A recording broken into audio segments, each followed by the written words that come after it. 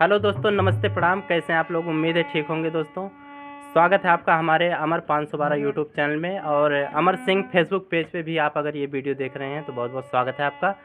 और ये हम वीडियो बना रहे हैं दोस्तों, गाना गाने जा रहे हैं। सुंदर हम बनी केकरा से कम बनी। तो इस गाने को दोस्तों गा रहे हैं, गाने का प्रयास कर रहे हैं। अगर आपको वीडियो अच्छा लगे तो लाइक, शेयर और कमेंट ज़रूर करिएगा, और चैनल को सब्सक्राइब जरूर करिए।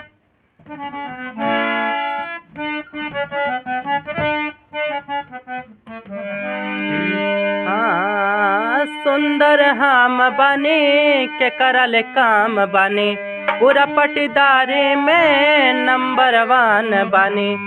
ससुरा में मिलल बा घरवा दो ताला, घरवा दो ताला। केहू करो बना सहाला, बाला में हमर दुबई कमाला। मार के चले उल्ट पाला, बाला में हमर दुबई कमाला।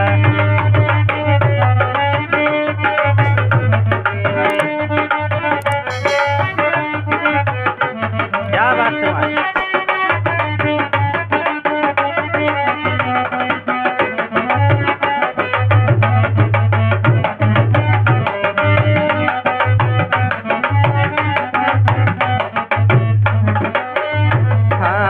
मथवा पे साटी के सोना के बिंदी, घरवा में ननदी से बोलेला हिंदी।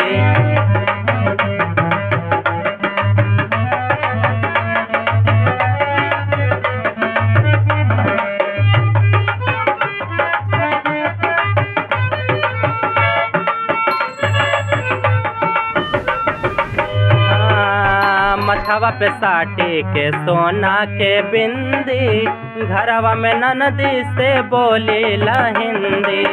चश्मा लगा के चली, खूबई तरह के चली, चर्चा हमार होला गाँव घर गली गली।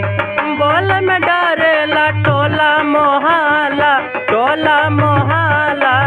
केहू करो बना सहाला, बाला में हमर दुबई कमाला। मार के चली उल्ट पाला, बाला में हमर दुबई कमाला।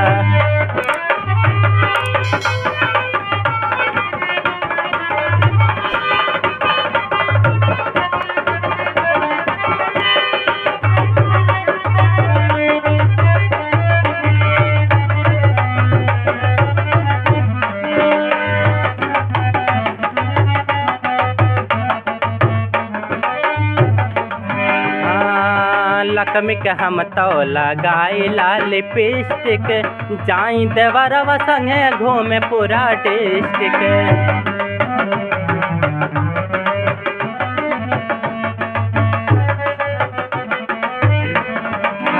लकमी के हम तो लगाइला लिपस्टिक, जाई देवरवा संगे घूमे पूरा डिस्ट्रिक्ट। ब्यूटी पार्लर में रोज हम जाइला, अमर से ऑनलाइन पिज्जा मंगाइला। देख के जरेला हमसे जरे वाला, हमसे जरे वाला। केहू करो बना सहाला, बाला में हमर दुबई कमाला। मार के चले उल्ट पाला, बाला में हमर दुबई कमाला।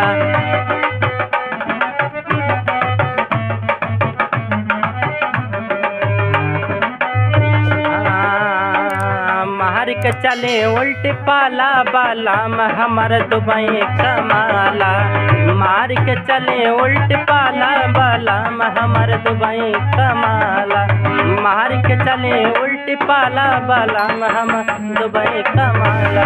मार के चले उल्ट पाला, बाला में हमर दुबई कमाला।